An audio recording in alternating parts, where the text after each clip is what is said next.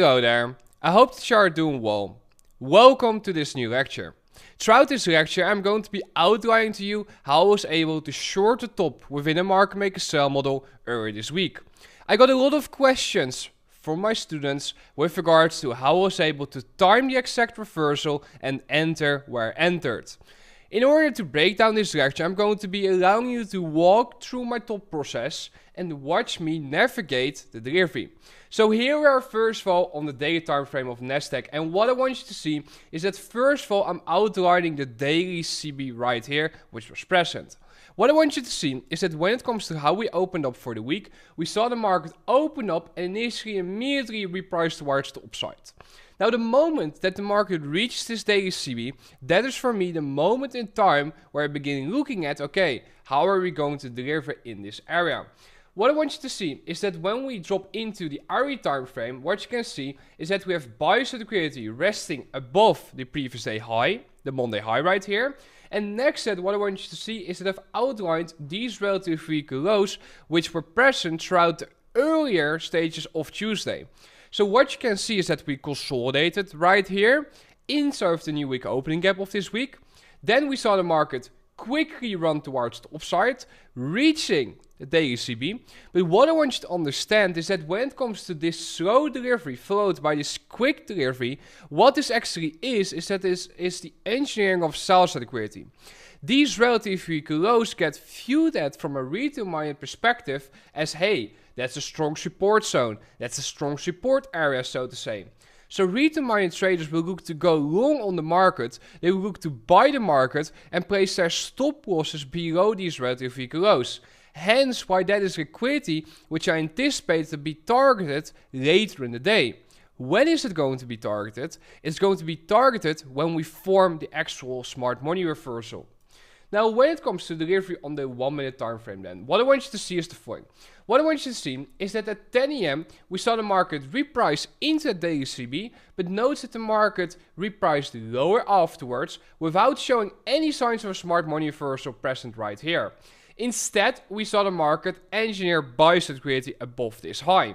We saw the market grind towards the daily CB once again, and we formed relative vehicle highs relative to this high. What I want you to see is that what I'm waiting for is the following. I'm waiting for the market to manipulate towards the upside, quickly run above these relative vehicle highs, and then show the signs of an SMR taking place.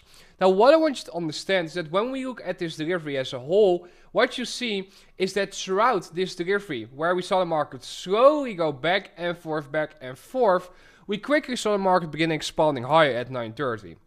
So what I want you to understand is that from 9:30 onwards, the majority of traders will look at this delivery higher through the perspective of, hey, we need to be long, we need to be buying the market, the regular trading hours are going to be bullish. But keep in mind the higher time frame analysis in play. We know that there's sales liquidity which has been engineered, we know that retail-minded traders are being trapped. All that we need to wait for is for the time to be right for that actual SMR to take place. Hence why you see me wait right here as the market is just consolidating. What I'm waiting for is I'm waiting for the open of the new 30-minute cycle at 10:30, and I'm looking for a very specific window of time to be utilized for manipulation. So what you can see is that I've outlined this buyer's liquidity pool right here, and next to that I've outlined this seller's liquidity pool right here on the low. This low is the low which formed shortly after the 9:30 AM open. So what I want you to understand is that the same concept which I outlined to you on the hourly time frame with regards to those relative weak lows is actually in play right here, where you see the market having consolidated and hence why there is sales liquidity engineered below these lows right here. And if you look at these lows, do you see how there's also this very clear uptrend right here present? You can draw a trend line perfectly there, and every single retail-minded trader will look at that from the perspective of, hey, this is an uptrend, we should be long, we should be buying the market, we should be going out there and going long on Nasdaq. But in reality, what this is doing is it actually engineering sales liquidity, which smart money requires. So the moment 10:30 opens up, my eye is drawn to one thing. My eye is drawn to monitoring the reaction to this high right here. The reason why is due to the following. What I want you to understand is that what I'm outlining here is literally A to B. I've outlined the buy side liquidity pool, I've outlined the sell side liquidity pools, one right here and the next one right here. And all that I'm waiting for is I'm waiting to see if we are in fact going to see the signs of a smart money reversal taking place inside of the daily CB above these highs right here. So when we pay attention to what happens at 10:30, what I want you to see is that 10:30 initially drops lower, and you might think to yourself, oh, this is a sign to go short, it's going to run, this and that. But I want you to understand that I'm waiting. I'm waiting for the buy program to be done. And until we take out this high, the buy program will not be done. So you can see that we initially have 10:30 drop lower, but I don't look at that from a sign of, oh, I should be long. No, I have a very clear analysis where I'm anticipating a swing high to form. So what you can see is that the market is slowly grinding towards the upside, and then all of a sudden it begins to accelerate right here. Now pay close attention for a moment to time. Do you see at what time the market is beginning to expand towards the upside right here? Look at the bottom right of my screen. Do you see that this is happening at 10:33? Think about that for a moment. Why oh why are those minutes so important? See the market quickly rip higher, taking out this buy side liquidity pool, and from that moment in time, what I want you to see is that the SMT detector right here is signaling a 30-minute SMT between Nasdaq and NTS and Nasdaq and the Dow Jones. The moment that we see the market reject this high and displace towards the downside, that right there shows to me that from that moment in time we can look to participate in the sell program. Why? Because what I want you to understand is that the real change in the state of delivery is taking place right here. The moment that we see this absolute SMR form at 10:33 a.m. 1 hour after the open of the regular trading hours. This upclose candle right here becomes our bearish order block, and in that we look to fill or short orders, because that is exactly where high frequency trading algorithms are positioning themselves short. We see the market beautifully expand towards the downside, and you see me outline big downclose candles incoming. What that means is that we're going to see the market begin expanding and ripping towards the downside soon. Notice that a CB formed right here, so if you did not fill your short orders yet inside this upclose candle, the next opportunity would be inside this CB right here.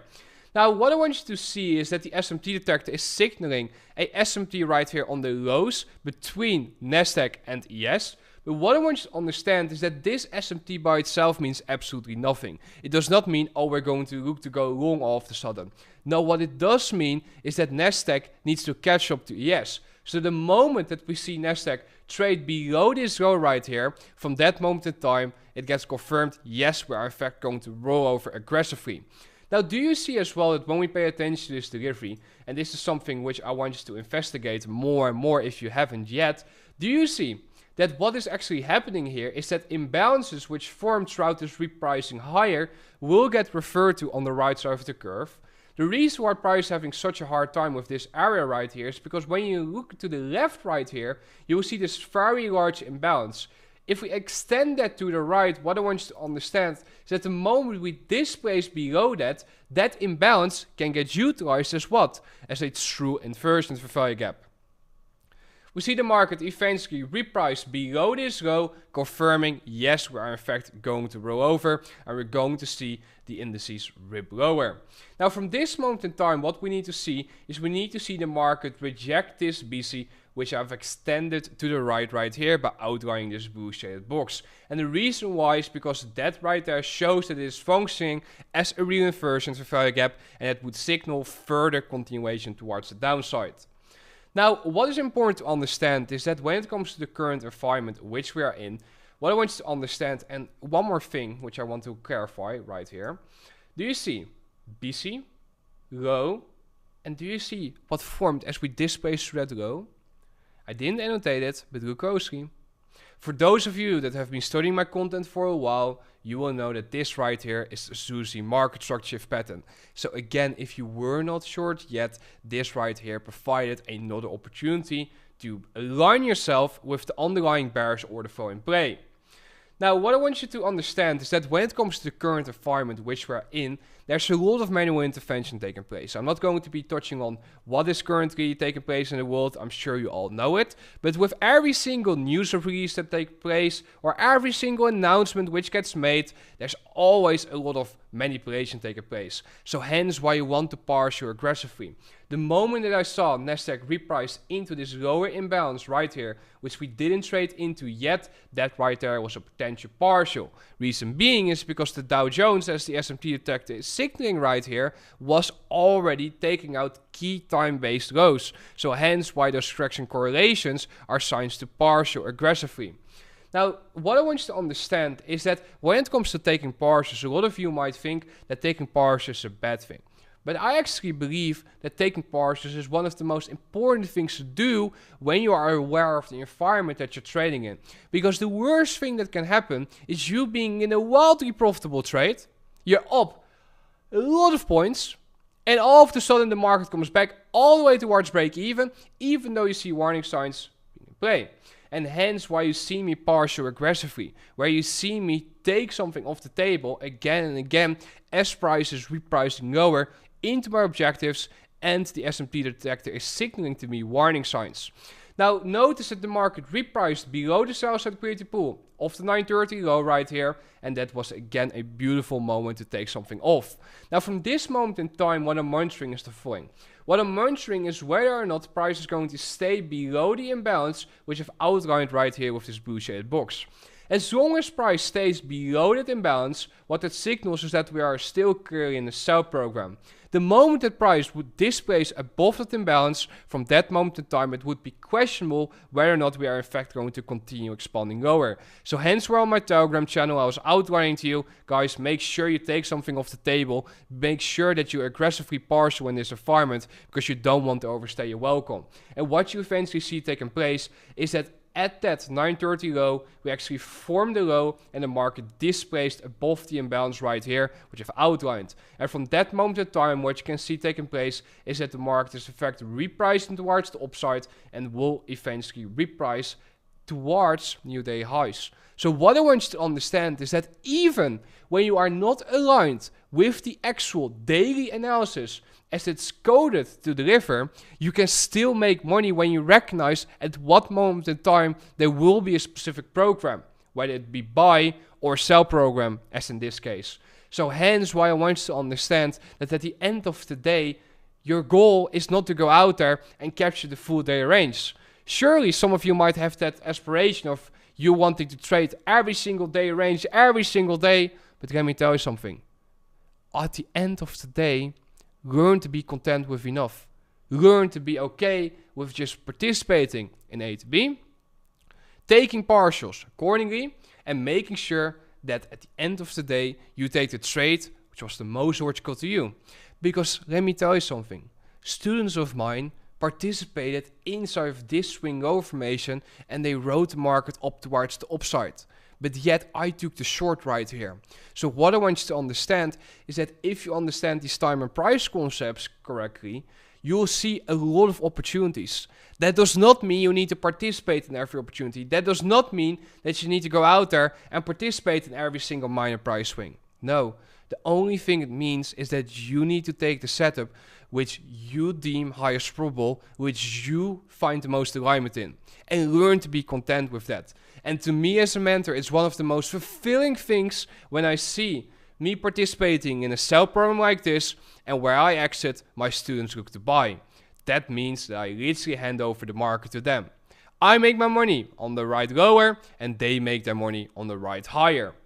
I hope that you found this breakdown insightful. I think it is very beneficial for you to listen to my thought process, to listen to what I actually am paying attention to in that moment in time. And I believe that if you study in great detail every single micro thing which I mentioned throughout this lecture, your perspective on algorithmic price delivery is going to be changed to it. And you're going to be seeing things that you didn't see prior. And it's going to be one of the most fulfilling moments in your journey because you're going to experience these major light bulb moments. And those should be journaled and those should be studied in depth. So I want to thank you for watching this lecture all the way to the end. I want to wish you a very happy Easter and I look forward to speaking to you soon again. Be safe.